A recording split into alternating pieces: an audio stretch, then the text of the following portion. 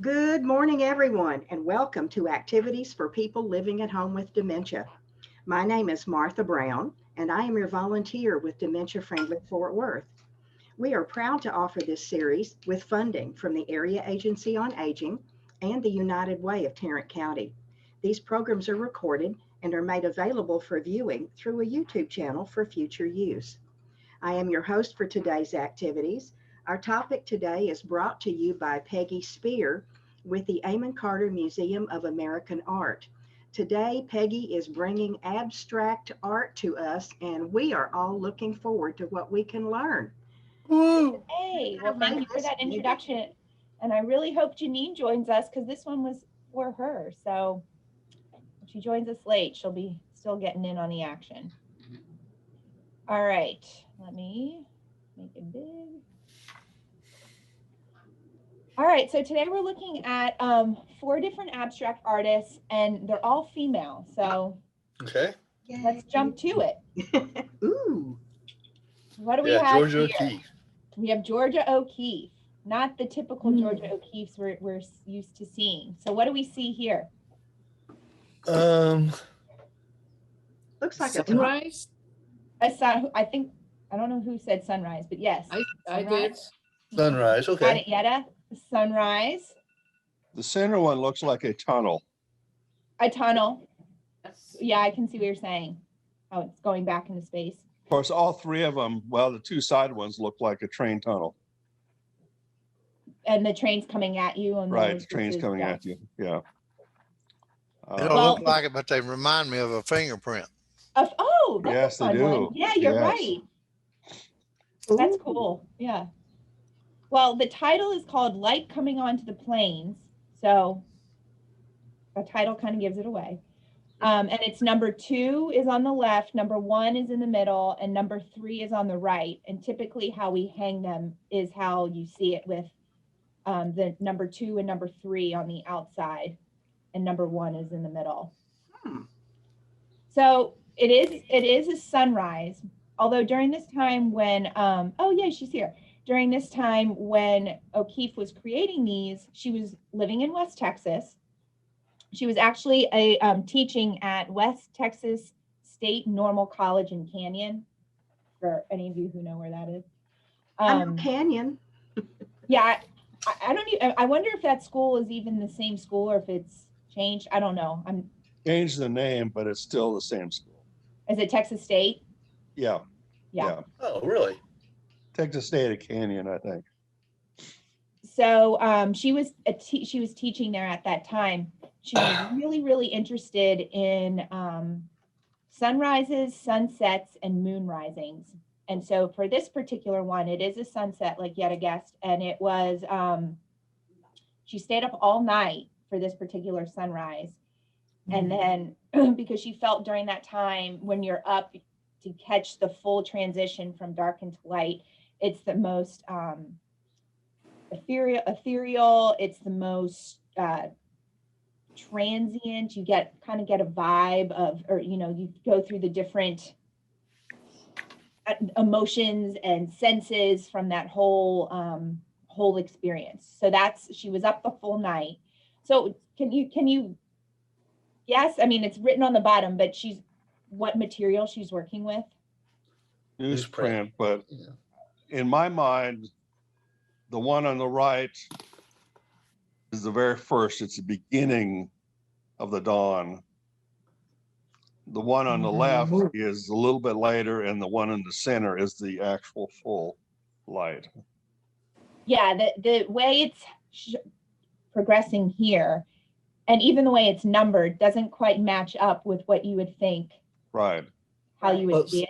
see, I would say something a little bit different. I would say the one on the left is the moon setting, and the next one's the sunrise, and the next one's the moon coming up.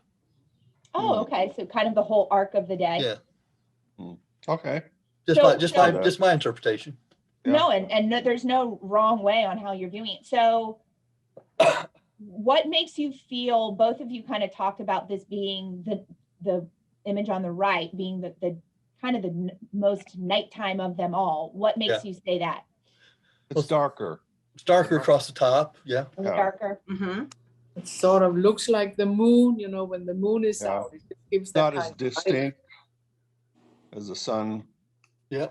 Yeah, so she's using a blue, a deep blue, and she's diluting it with water to create these different effects.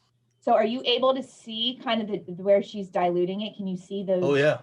The Mhm. water Yeah. here,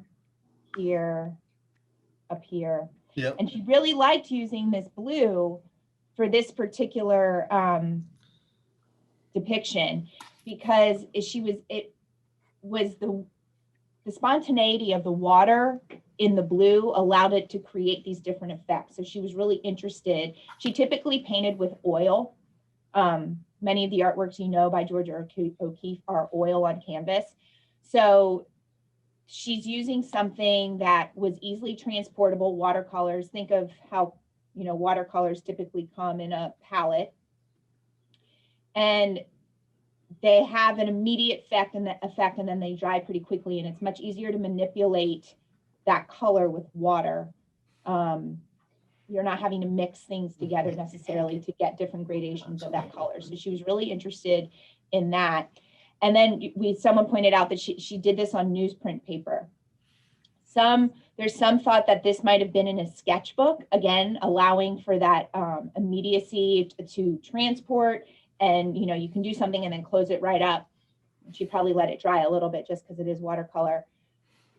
So she left Canyon going towards Amarillo, was out on the plains in the middle of the night. So this could have been in a sketchbook.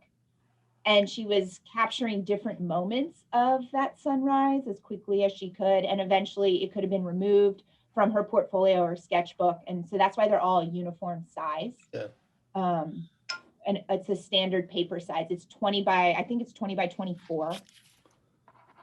Might be even smaller, but yeah, so it's a standard paper size. Something that confuses me on the darker one is that the ground, if that's the ground, is more distinct in that one. So that leads me to think it's in the daytime. Because it might be just because it's the shadow on the ground from being dark. Well, this is abstract. So she might not be defining an exact moment of time. She might just be getting to the feel of a moment, which is kind of a hallmark for abstract art, is kind of getting towards the capturing an emotion or the ambiance versus the actuality of what we're seeing. So yes, that ground does look different than maybe the grounds in the other ones, and maybe it is very deliberate. Maybe she purposely didn't dilute it as much, or she wanted it to feel this was an earlier part of the sunrise versus a brighter part where we're seeing, the sun seems to have broken the horizon here. Maybe that was the first one she was experimenting.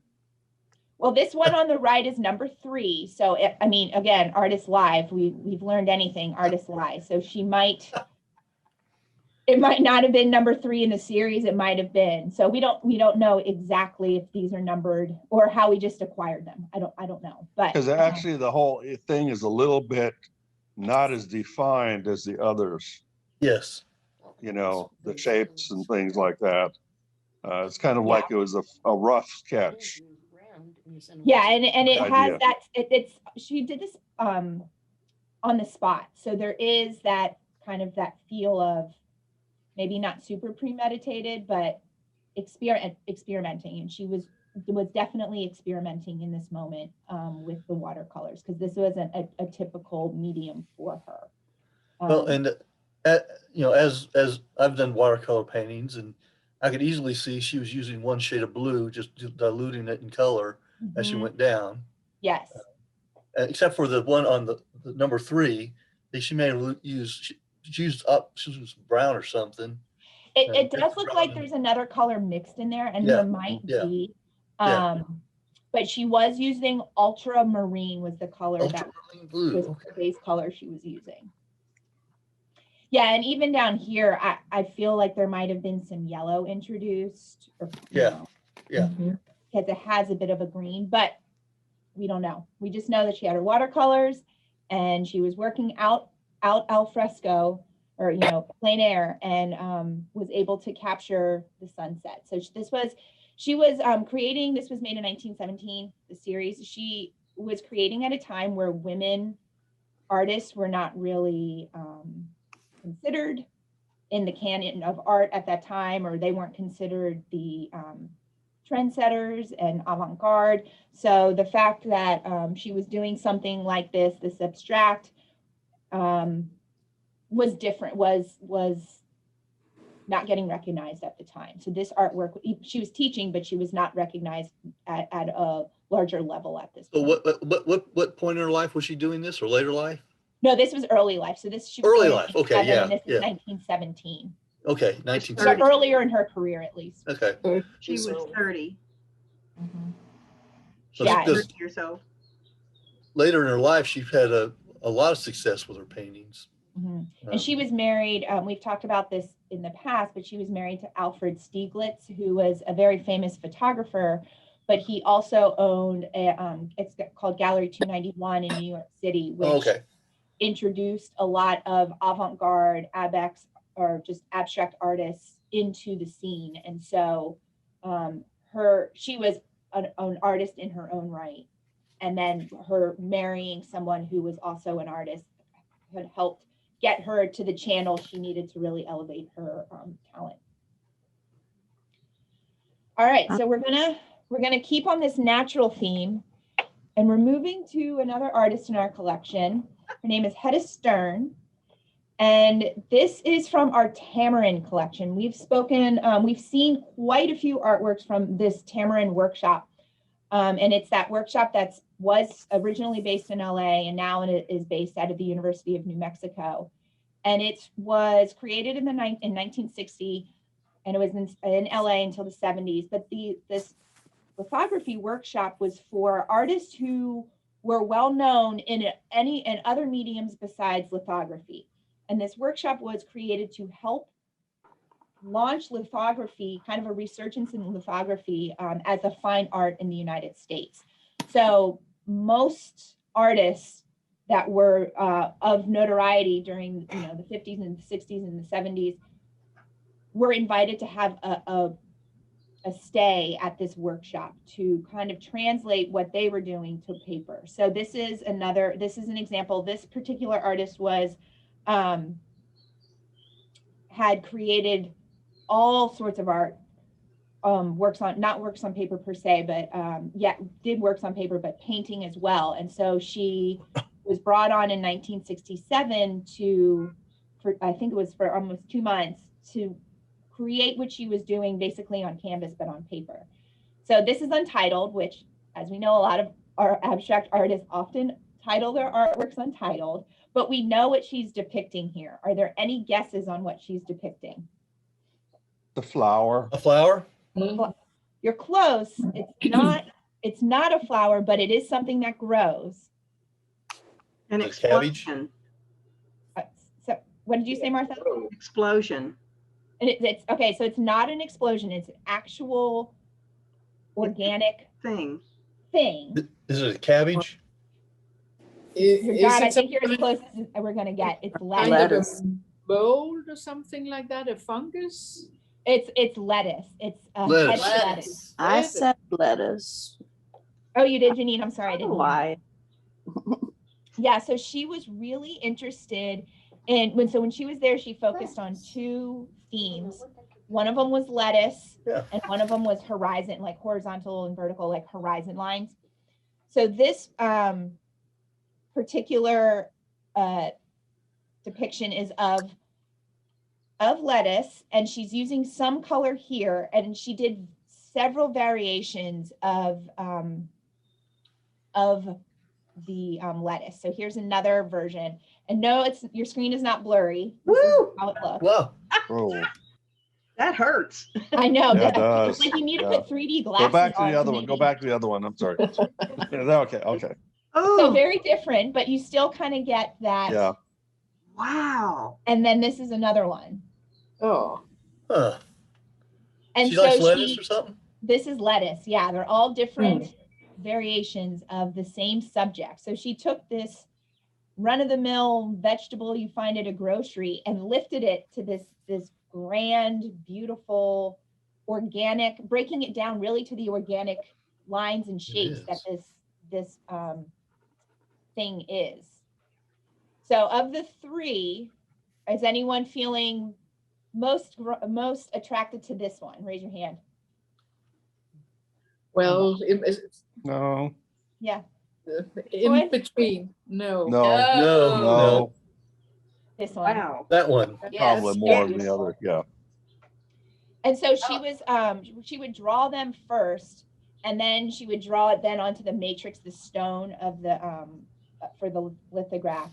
And Okay. she would so she was really able to kind of see what she was, all of her different lines. I mean, you can see particularly in this one the lines, and then here too.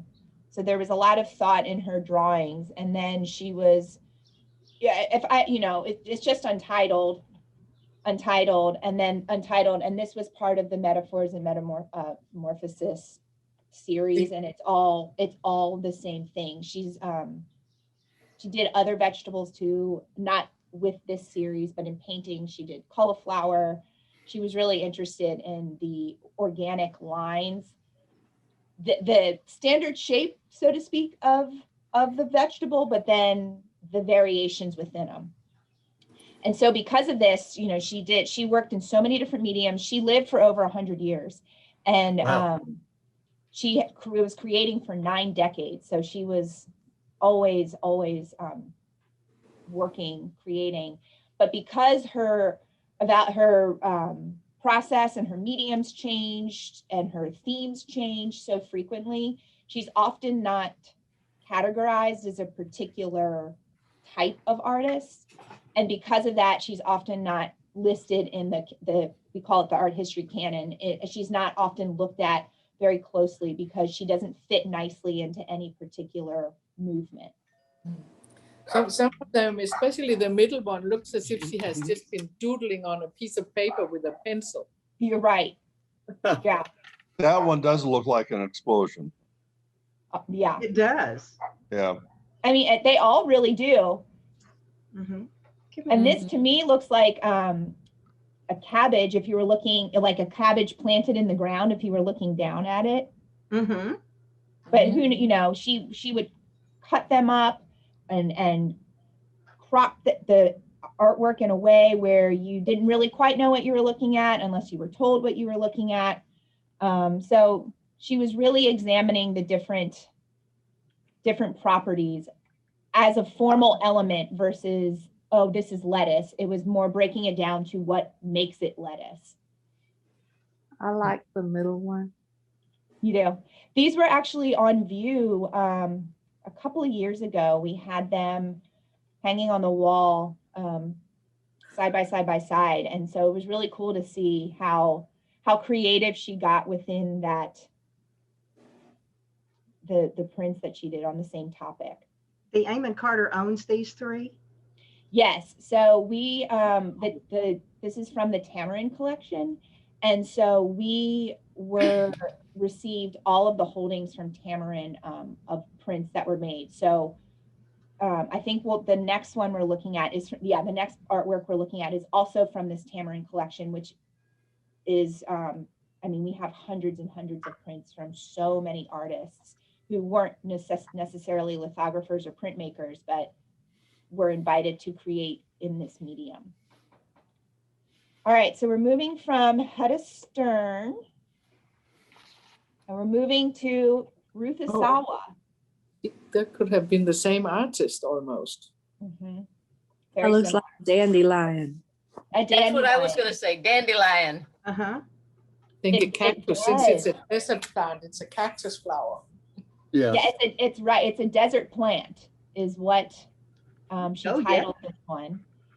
And Ruth Asawa, we talked about Ruth in this program before, and she's really well known for her sculpture, wire sculptures that would hang from the ceiling. She worked in all. She started off as a draftsman, as someone who was really good at drawing, and a lot of those ideas would then translate to her works on paper, but also translated to her sculpture as well. So this desert plant she created in 1965 at the Tamarind workshop. So the same place, just a couple of years. This was a couple of years before her.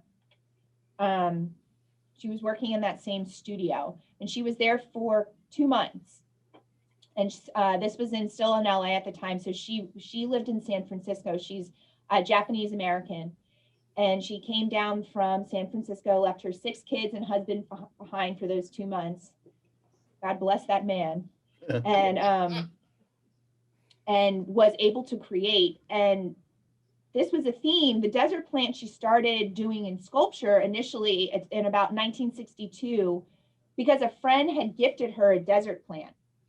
And she was so interested in what this plant was, she started getting desert plants and deconstructing them completely to really understand what these matrices looked like when pulled apart. So do you see these matrices that she's drawing? Yes, I want to know how she got the center so uniform. She drew them. So Blood vessels and capillaries is what it looks like to me. It looks like an eyeball. An eyeball, yeah, that's right. That's what I thought of, Steve. Yeah. You're right. An eyeball that needs some eye drops, huh? Yeah. Yes. Definitely organic. Very organic. Yeah. Yeah, she and her children always remember her making art, whether she was doodling while they were watching TV, doodling while she was watching them. She would get up in the morning and create before the kids woke up. It never felt like a chore. Her children reflect on it, saying she was just always creating. That's who she was. Their house was a space for creation. So this was something she was always very, very interested in. And not just this particular desert plant. She's actually taking something and completely abstracting it. But these types of organic forms, this has inspired her to create other creations, other works, whether it's on paper or in sculpture, because of those intricate matrices.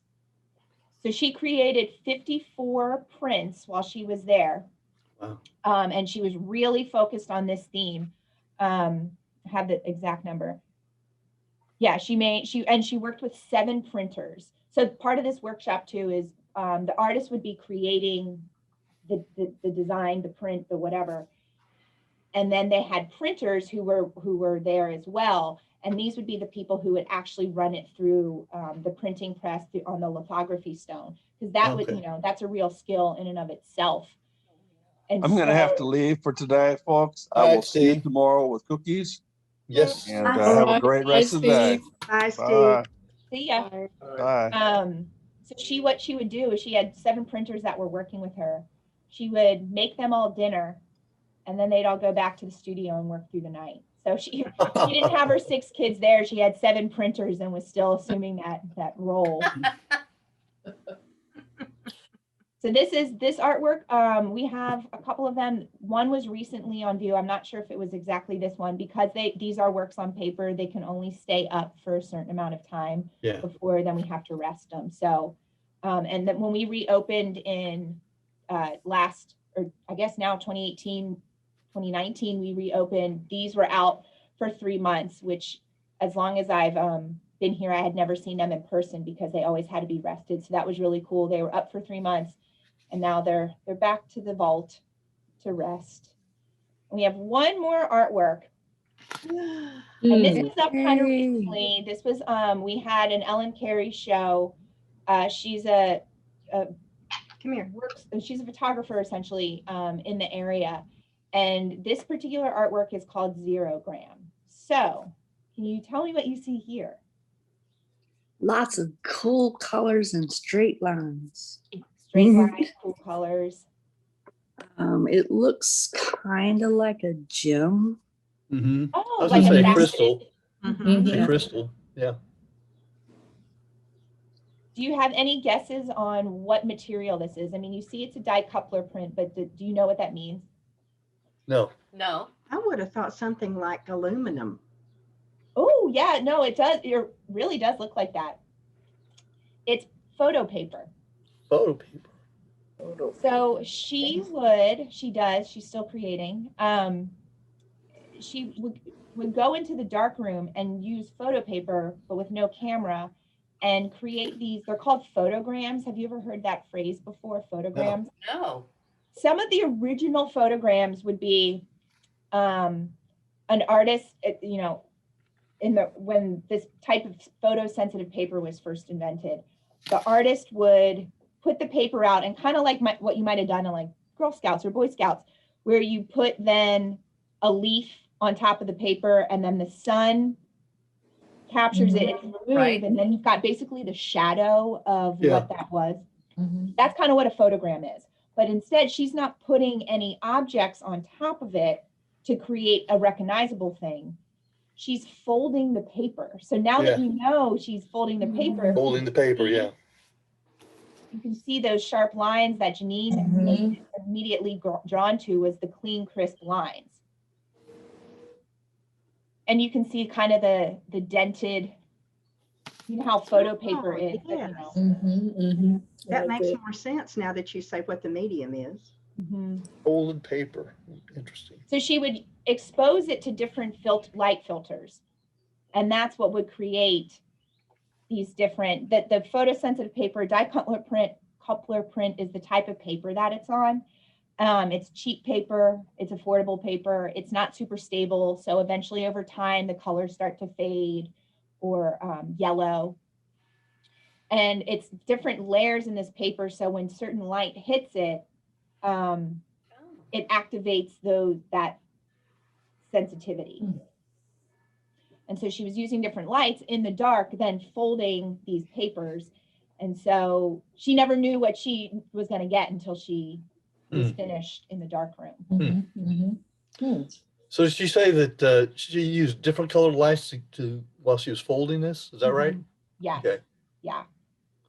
And so she was, some of the appeal of her work is you can feel the artist process. You can almost see kind of how you can see the artist's hand, which sometimes it's really hard to see the artist's hand in artwork. And that's, there's, if you take in any art history classes, there's this whole theory or, idea you have to read about when you're in front of the artwork, you're in the presence of the artist himself, whether or herself, whether they lived now or they lived 200 years ago.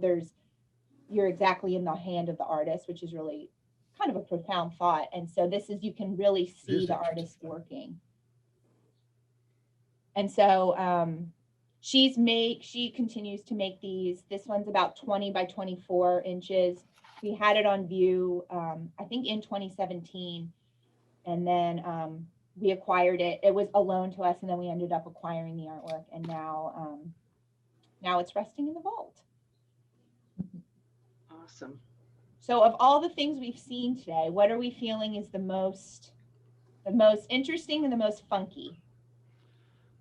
Well, I think that Ruth Asawa, I think that was the most interesting one. Yeah, it's cool. Pretty. I love these. I like O'Keefe as well. I do too. Yeah. It's so different than any other O'Keefe you're used to seeing. That is just So very beautiful and serene feeling. Can I show something that kind of reminds me of what these pictures are? Please. Okay, this is Oh, cool! Yeah. something like that. Agate. Oh my. Yeah. A geode. Yeah. But Beautiful. that's what reminds us a little bit of that sort of thing. Oh my gosh, O'Keefe would love that you just said that. She was all natural, all desert, all earth. Yes. Okay, Oh, just thank wanted you, to throw that Dawn. in there. That is such a cool comparison. You're right. It really is. Especially the one on the far, this picture on the right looks Yes. most Yes. like that. Mhm. Well, Peggy, Yeah. I'm only sad that you brought these. I want about a dozen more. Yes. I can hit you with some more abstract at another time. Don't you worry. We could go on for another hour, Peggy. Everything, know. Good. And these are everything cool because except these for are just, oh, go ahead, Janine. I'm sorry. Say it again. everything except for the last one was all circles. I like the last one. You like more of the angular. Yeah. and no reference to anything but itself. I mean, yeah, these were truly inspired by things in the world, and this is just kind of luck of the draw. But Kind I'm of looks with like you, a Janine. grocery bag. Grocery bags. Oh, or the, Everything you saw today can fit in that grocery bag then at the produce market.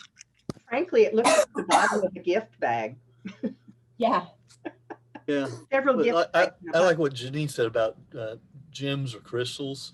Yeah. Because you look under the microscope at some salt or some other crystal Yeah. crystal material, you'd see something like this, sugar, something like this. Mhm. Cool. Those Peggy? science brains of you. Do we have any pictures in the collection of microscopic art? Microscopic art, no. Of actual things that are bitty bits. Yes. Or we have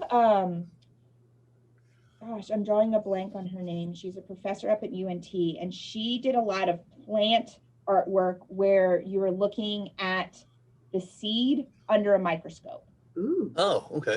So but it's it's abstract, but it's also, you can very much tell that it's botanical that she's replicating. Okay.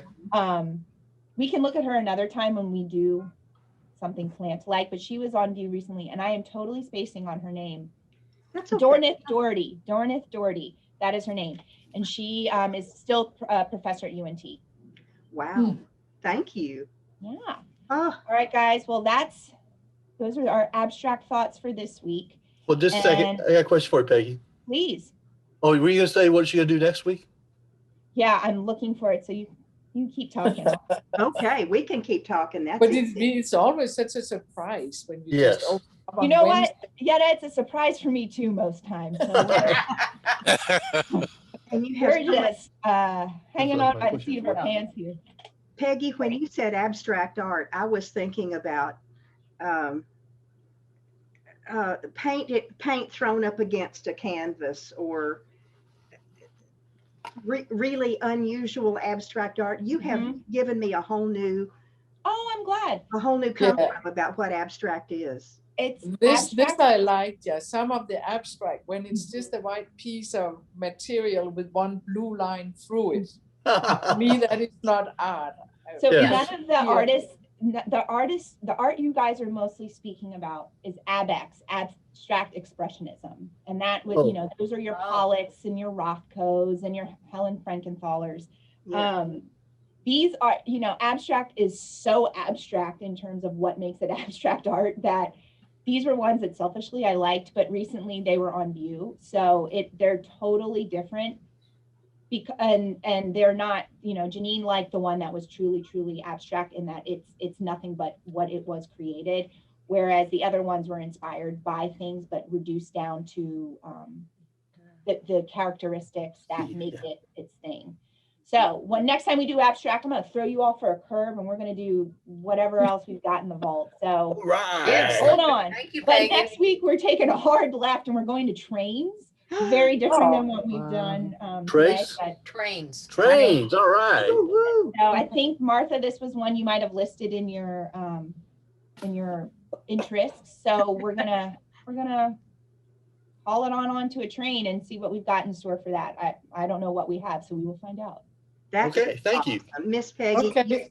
Thank you, hear us Peggy. And bless Thank you, us. Peggy, very much. We'll see Thank you you. next week, I'll Peggy. see y'all next week. Be good. Stay warm. Oh, All right, okay. you Thank too. you. Bye. Peace Bye. out. Oh, and the birds he's hearing outside. Can you hear that? Yes. Mhm. Tomorrow we have cookie conversations with Gail Snyder. Yay. Hey, she's going to make Valentine cookies with icing. And yet, have you found out yet if you're going to sing? No, but I'm sure we are, because they are always, Always. it's very seldom that they don't show up. Okay. Well, we shall miss you, but Gail will be with us. And she said she has missed us all and she can't wait to be back. Well, great. We'll welcome her back. She's kind of like a duck.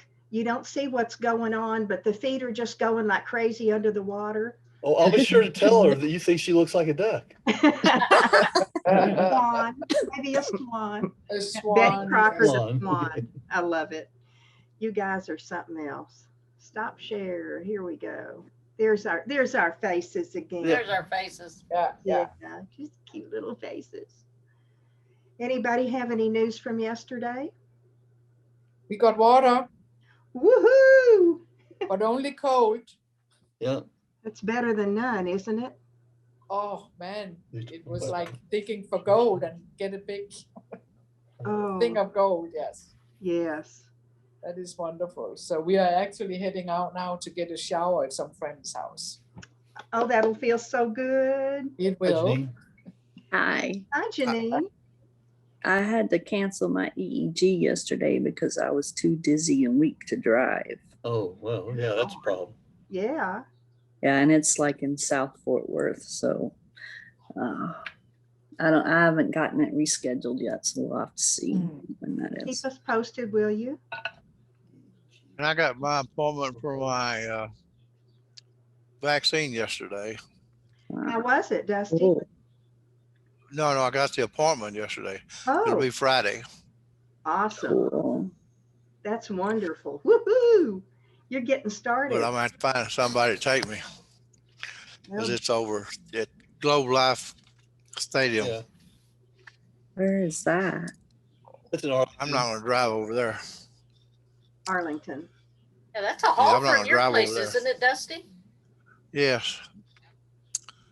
It's a shame it's in Arlington because Fort Worth would take you on mitts if it was in the city limits. Yeah. But I don't know anybody lately that goes across city limits to do transport. Do the Catholic charity people do it? You could check, Dusty. I think- think these people that been coming out here, I'm made friends pretty good with this one lady. I think I can get her to find me somebody. Okay, great. Good luck. Good luck. Pretty soon we're all going to have vaccines in arms and it's going to get better. Yep. The And- numbers in Tarrant County are lots better, way better. Yep. 300 and something yesterday. Yeah. Yeah. Yay. That's what we need is fewer numbers. I can remember how long it took us to get up to the first 300, and that seemed like forever Yeah. of the number of cases we had. So I think the back- cases have gone down because nobody went anywhere during the I think so too. Yeah. mhm. I think it's also because we have started to be smarter and wearing our mask. More people are wearing masks. Well, Yeah. I think once we get to spring break time, we're probably going to see some more super spreader events. Yeah. Woodstock and I will be indoors waiting for it all to go away. Right. Yes. So will Yeah. we make. I hope you and Hans have a wonderful soapy time today. Thank you. We will. We need to clean up the house also. You know how it gets a mess when you just have pots and pans sitting out with Yeah, water yeah. all over the place. Mine's a mess right now. Yeah, I'm washing my first load of laundry, Myra. I was thinking of you when I Ah. put it in, but only with cold water. You know what? That's okay. That's All okay. right. Yes. It yes, beats it that is. scrub board like somebody talked about. Yeah. So that's good. So we will see you on Friday. Okay. All right. Alrighty, Bye-bye. bye-bye. Have a good Hey, day. okay. Bye. Bye.